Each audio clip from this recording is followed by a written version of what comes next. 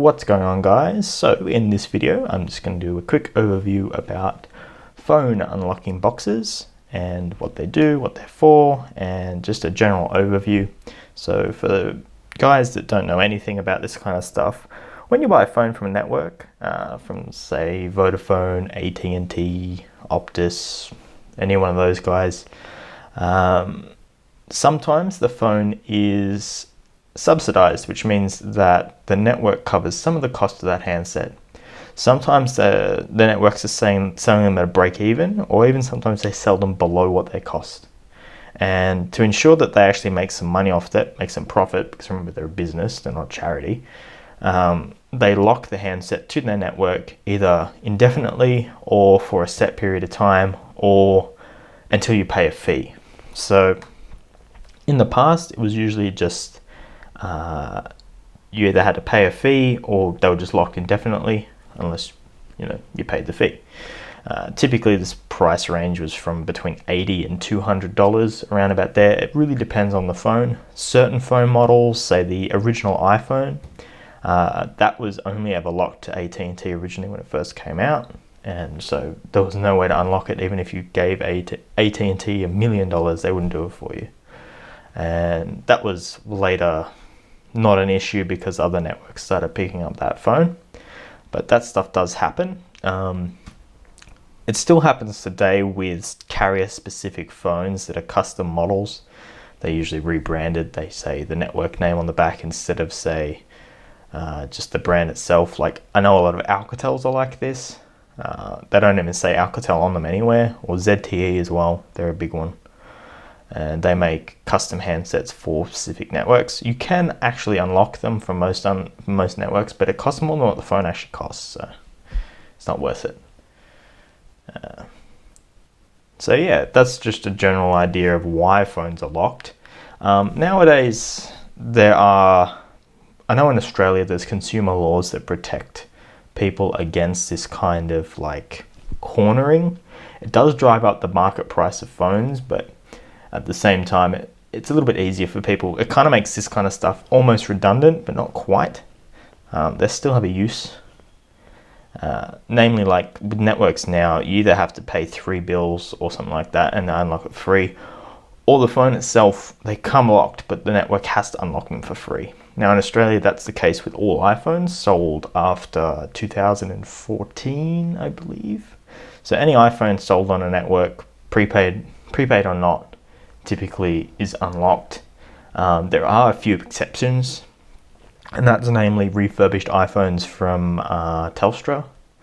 They're sold as prepaid handsets. They are locked, but you only have to pay like 1 recharge or 2 recharges. So basically you put some money on it and then they'll let you take it. Or if it's over 6 months old, even if you put no money on it, if it's over 6 months old, they have to unlock it. And that's just to ensure, I don't know, I'm pretty sure there's a law behind it that forces them to do it, or it's Apple doing it. But yeah, in Australia, also if you buy a phone on a contract, from day one, the phone has to be unlocked. For example, my iPhone here, when I connect it to the computer and I bring up the information about it, its sales code is XA, which is XSA, which is basically completely unbranded, completely factory unlocked, everything. Even though I bought the phone through a carrier here on a plan, the phone that I actually got is the same as if you walked into the Apple store and got it. Now, there is a funny thing about that. Apple won't service it. They say go back to the carrier, but the phone itself is actually a straight from an Apple store phone. So Apple's a bit dodgy like that nowadays. But there's a whole nother video about Apple's practices in that regard. So back on the topic. All right, so there's currently 4 kinds of unlocking boxes. The 4th kind is not really a box, it's more of just a key, but that's a whole different story. They serve 2 main purposes. So first up, the 4 different versions are, you have a standard dongle, which is, I haven't actually got a dongle, but dongle is just basically a smart card or a security key. These are old school ones, so they just come with smart cards. And that houses your unique identifier for your account, because you have to buy credits on some of these and stuff like that. It's also an anti-piracy measure, because apart from that, there's nothing really stopping you from copying the software apart from that security measure, because it's all software. There's very little hardware involved in just dongle-based systems. The only downfall of this is you don't get any kind of UART or any kind of JTAG, ISP, any of that kind of stuff. So direct communication, not through USB. And that's okay for the most part, because a lot of modern phones like Samsung's and stuff, the modem, where all the lock codes and things like that are stored, can have a direct communication either over USB or EDL. So there's not a real big need for that anymore, but certain things there are. It's kind of like a mixed bag. It depends on the model of the phone, even depends on the region, depends on the software version, all that kind of stuff. So dongle only stuff like Chimera and things like that, which is a completely online tool. It doesn't even use a dongle anymore. It's just you log in with the username and password, you can use it. The second kind is a dongle with either, it's usually just UART interface, so it's a universal serial interface, a bit different to USB, and you plug something like this guy into it. This is for the Octopus box, but they all use RJ45 connectors, and you put the phone into a special mode, and it does a direct communication between the box and whatever chip you want to write to. It's usually just the modem or baseband. The third type, do I have one here? Yes, I do. So the Rift box. The third type is basically a JTAG without that interface on it. So JTAG or ISP is a very low-level direct way of communicating with chips.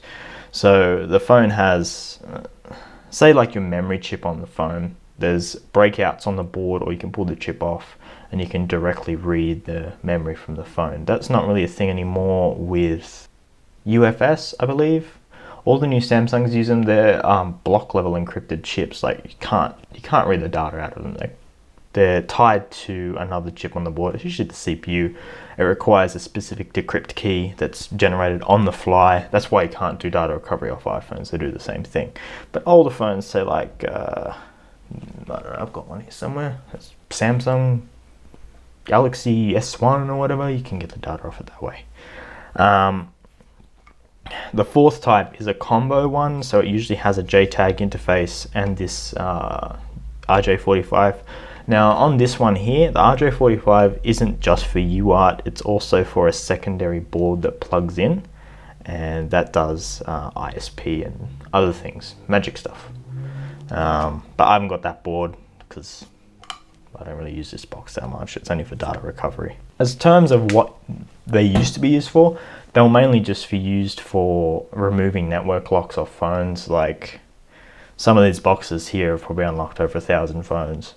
And that's really the sole purpose, was just to remove network locks. Nowadays, because a lot of networks don't lock phones, there's other things to consider. One thing that's illegal in nearly every country, I think, apart from like China or something like that, you can change IMEI numbers on most handsets. You can't change IMEI numbers through software on iPhones, but you can on Samsung phones. You can reprogram. You just write what's known as a certificate, and that holds your IMEI number and your serial number and a bunch of different identifiers, and that's to get around blocking. So if the phone's lost or stolen, the network blocks it. In America, I believe they still do this, where it's only blocked on specific networks if you block it. Whereas in Australia, if a phone's blocked on any network, even if it's a tiny little one, they get blocked everywhere, so you can't use it. That kind of stuff is fairly illegal. I think it carries a prison sentence with it. So most of these boxes, when you get them, they don't actually come with that feature enabled. You have to specifically contact the person that makes the box and have it enabled, or find it in the settings somewhere. But generally, it's kind of useless. It's only for real dodgy people. The main reason these are used now anyway is just for direct communication with the phone. For example, like this octopus box. Say you've forgotten your Google account. You run the phone into a special UART mode and you can directly reprogram that portion of the phone to remove the FRP protections, so factory reset. That's about it. Hopefully this video kind of demystifies the whole process a little bit. All they are is essentially just a smart card dongle. Essentially that's all they're used for these days. Smart card dongle, and it has a unique key on it. It's just to access the server. Now another thing with credits, depending on what you're doing, if it requires an external server to do code calculations, this is namely just for phone unlocking, where it calculates a code based on the IMEI number. Generally, credits aren't a thing anymore. I know like for this box here, the Octopus box, it's activated with Samsung and Sony. So you can do unlock on nearly every phone for Samsung and Sony. It's only the very latest ones that require server time that you'd use codes for. That's about it.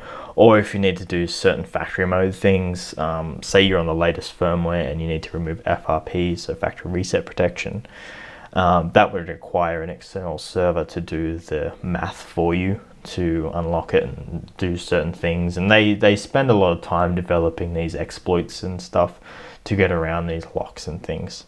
I figured before I go, actually, I'll probably open one of these up and just show you what's inside them. So this is the sort of more basic one. It's just a smart card dongle and just the universal interface here. It's usually just UART.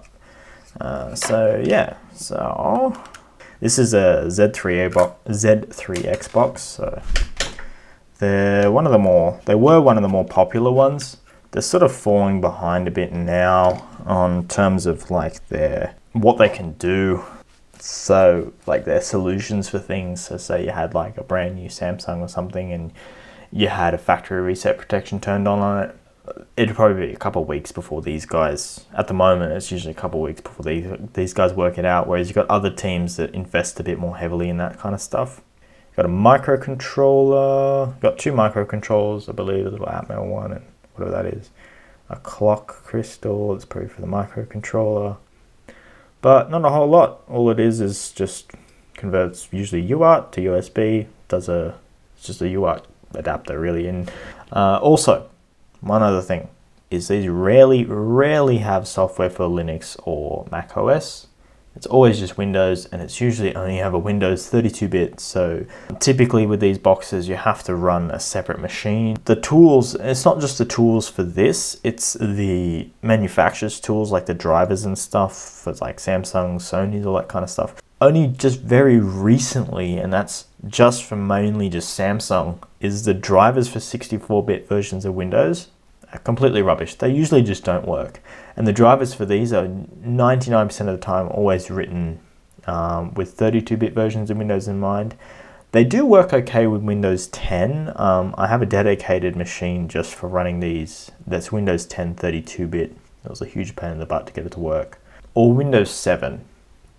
But with some of the new boxes like Octopus and stuff, since they got bought out by, I think it was GSM Server that bought them out, they're moving more towards modern Windows. So it's a bit hit and miss. Sometimes you have to run multiple versions of Windows. Also, you can't run nearly any of these in a virtual machine. I believe that's not really anti-piracy, but anti-sharing. It prevents people from running the same card or the same code on multiple machines. And a last note, these things are expensive. They're quite expensive. Rift boxes, this is the old version. When this was new, this was about $300 US. The Octopus box is about, I believe it's $250, $350 US, $350 US. The Medusa box, which is a JTAG kit, and they all call them JTAG, but most of them aren't. Just this direct communication thing they've got set up. That's about $400 or $500 USD. These Fusion boxes, you can still buy them even though they're pretty useless. They're about $80 to $100. I don't know how much these were when these were new. This these guys I don't think are even around anymore. mtbox.org just goes to some ad website. So yeah, oh, and Z3X, they're about $199, $200-ish, I think, and they all look different. I think this is a rebranded one for GPG, and they make aftermarket cable boxes. So they make these cables. They're just replacement cables for all these boxes. Hope this video helps someone. It sort of demystifies it. When I started learning about this kind of stuff, there was no information online about it. Like, you could look what the box is, you could ask around, someone would suggest a box to use, but there's no real clear explanation of what they do. But essentially it's just all smoke and mirrors with a lot of it. It's software. The boxes are just a security key nowadays. Some of them do special features like JTAG and UART and stuff, but if you're just getting into phone unlocking, just go with a software only solution. You'll rarely ever have to use a hardware connection to the phone apart from USB. And yeah, until next time, see ya.